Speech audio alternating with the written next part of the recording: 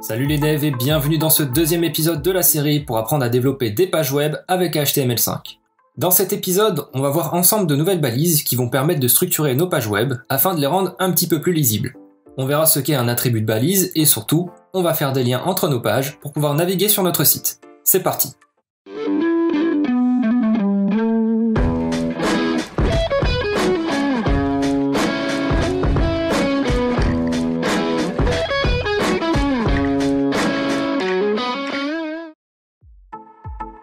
Dans la dernière vidéo, on avait vu comment écrire la base de notre page HTML, et on avait écrit une recette de cuisine directement dans notre body. Et ça nous donnait un résultat vraiment pas très beau. Toutes les parties du texte étaient à la suite les unes des autres, sans saut de ligne, et on avait même vraiment du mal à lire. Et en plus, il semble même qu'il y ait des problèmes avec les accents dans notre page. Mais pourquoi ça? En fait, quand on écrit une page HTML, on ne met jamais tout un texte comme ça directement entre la balise body, sinon rien n'est formaté. L'HTML, ce n'est pas comme une page sur Word. On ne peut pas mettre nos espaces et nos sauts de ligne comme on souhaite et avoir une page parfaite comme par magie. Mon garçon, la magie, ça n'existe pas. Le secret pour avoir une page web bien formatée, c'est de se servir d'autres balises à imbriquer dans notre body. Et on va voir tout de suite quelques-unes de ces nouvelles balises et vous allez voir, c'est super simple. Vous avez d'abord la balise P, pour paragraphe, qui, comme son nom l'indique, va faire en sorte que tout ce qu'on va écrire à l'intérieur sera dans un paragraphe. Cette balise est super pratique.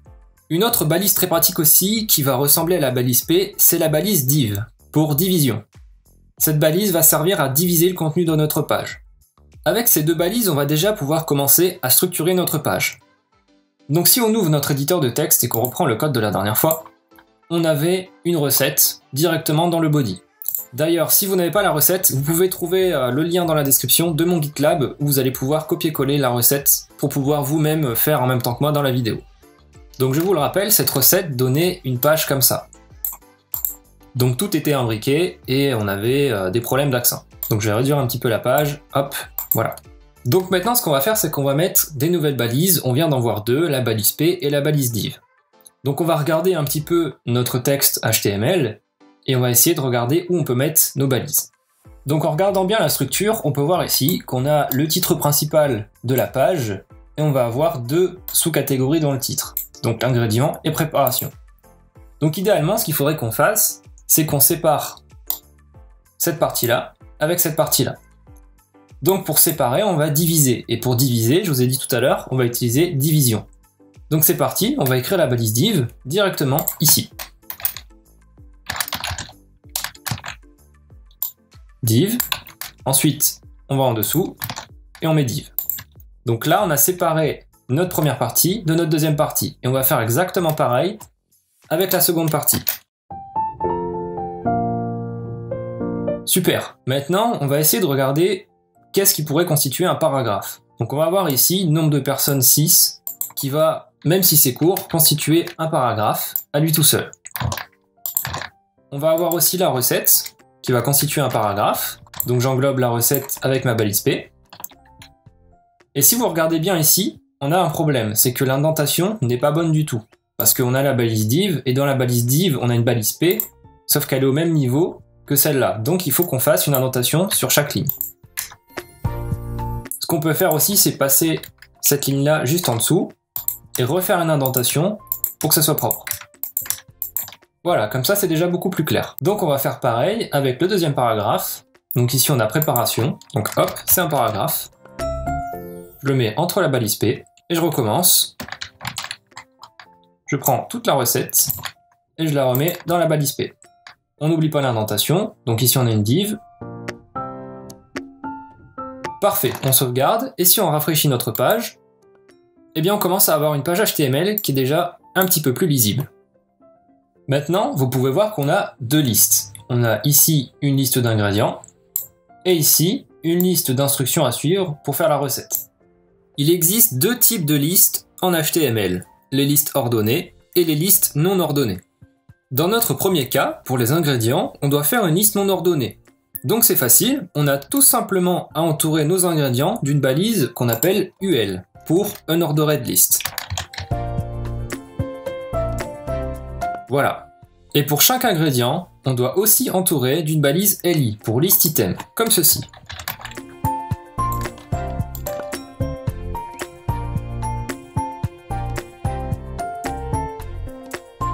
Si on sauvegarde et qu'on actualise notre page, ça commence franchement à ressembler à quelque chose. Pour les instructions de la recette maintenant, on va faire exactement la même chose, sauf qu'à la place d'une balise UL, on va mettre une balise OL pour Ordered List.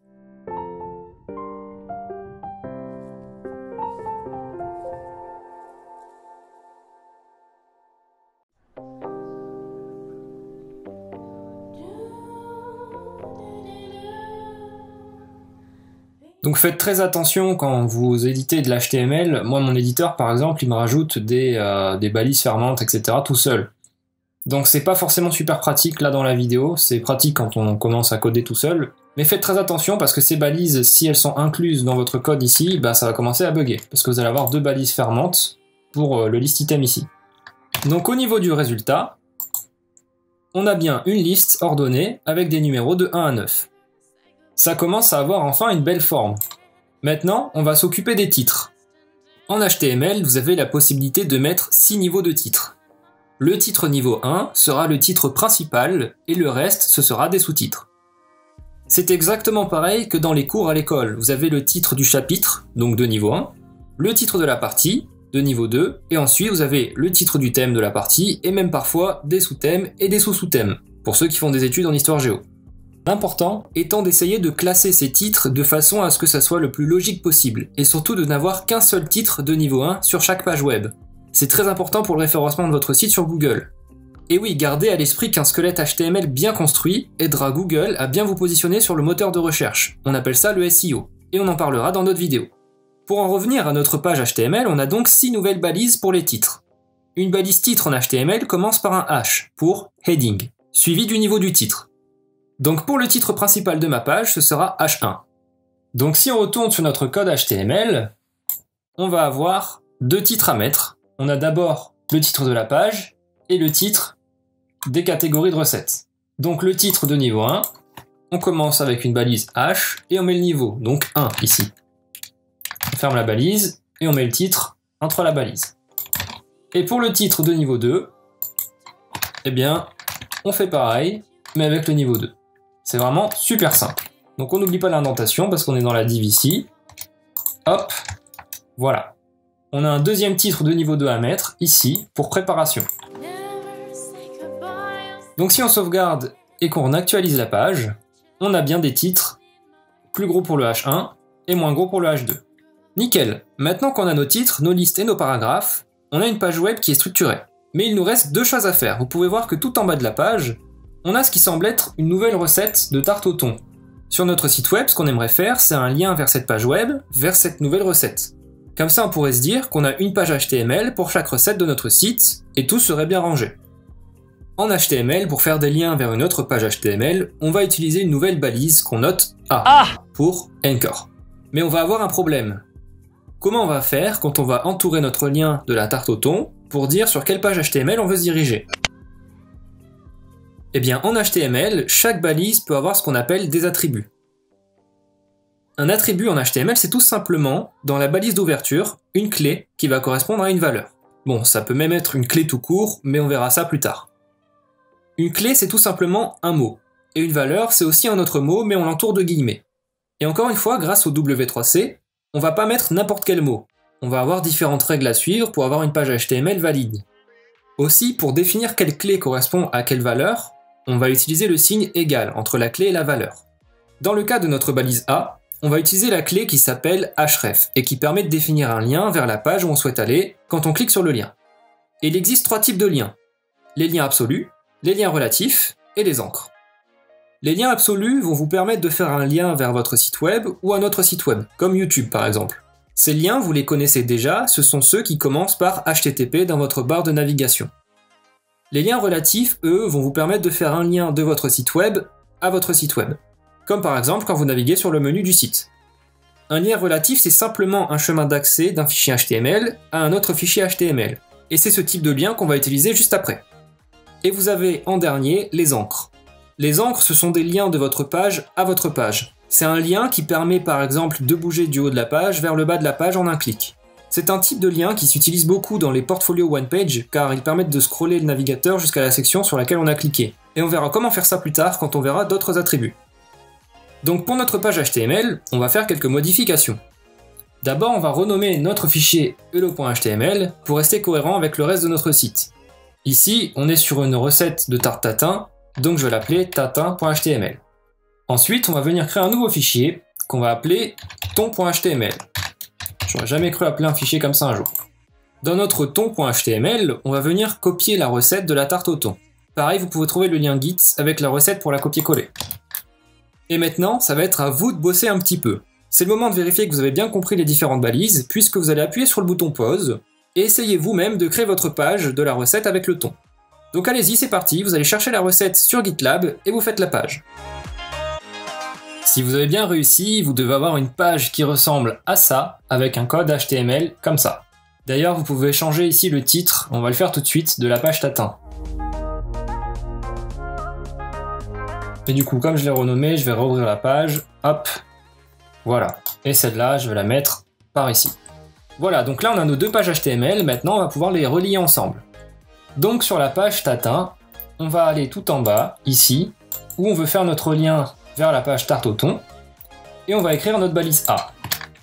Donc je vous ai dit, vous mettez un A, vous mettez la tarte au thon dedans, c'est un peu bizarre dit comme ça, mais vous mettez la tarte au thon dedans, et vous écrivez un attribut qu'on appelle href, avec la valeur, donc je vous ai dit pour relier une clé, un attribut avec une valeur, vous mettez égal, et après vous mettez la valeur entre guillemets.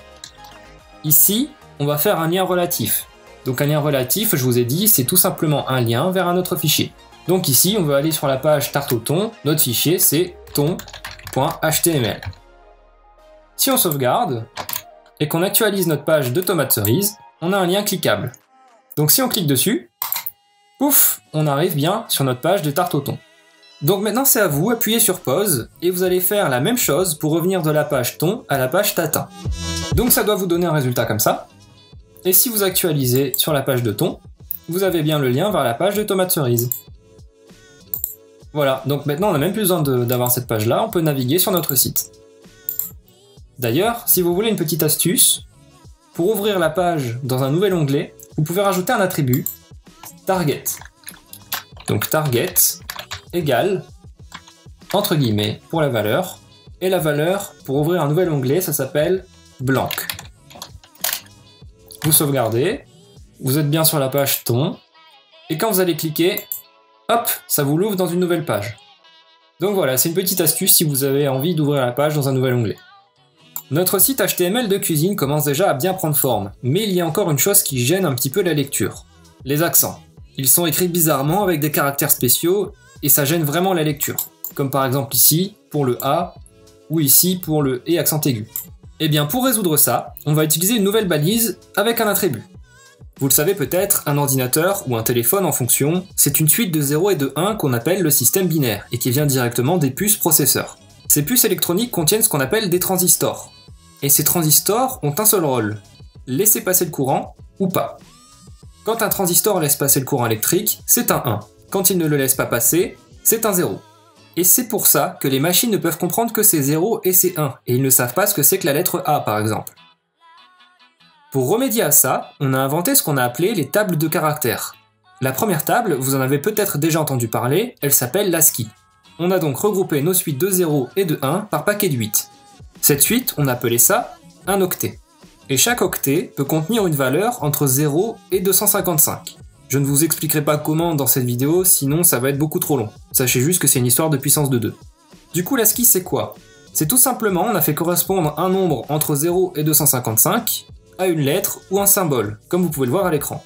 Sauf que le problème avec l'ASCII, c'est qu'on n'a pas assez de place entre 0 et 255 pour écrire toutes les lettres de la planète. Rien que les caractères chinois, il y en a 6500 différents, et encore c'est pour la version simplifiée. La version traditionnelle, elle en compte au moins 13 500.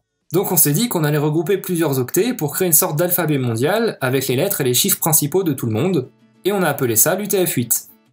Mais avant l'UTF-8, il y a eu d'autres regroupements, comme le ISO 8859, le ISO 8859-1, le CP720, le CP737, etc. Et chacun de ces encodings permettait d'écrire dans une langue et pas une autre. Bref, c'était super chiant. Heureusement, on est maintenant dans un monde moderne, alors nous on va utiliser l'UTF-8. Donc pour en revenir à notre page web, si on a des caractères bizarres qui s'affichent, c'est parce que notre navigateur n'utilise pas le bon encoding.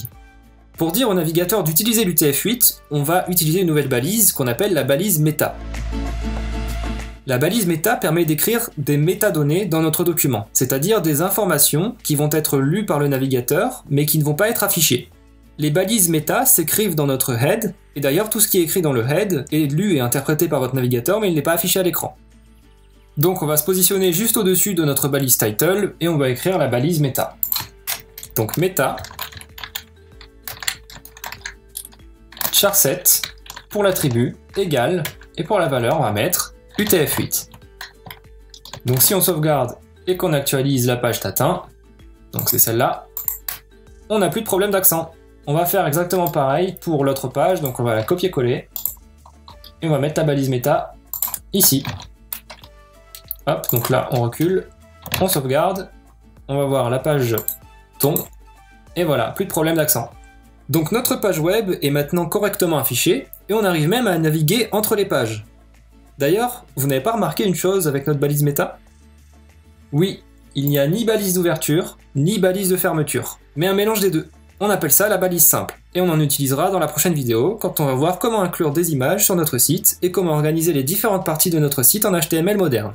Si vous avez aimé cette vidéo, ou bien qu'elle vous a aidé, n'hésitez pas à mettre un pouce bleu juste en dessous ou à écrire un commentaire, ça me ferait vraiment super plaisir. Vous pouvez aussi vous abonner si c'est pas déjà fait.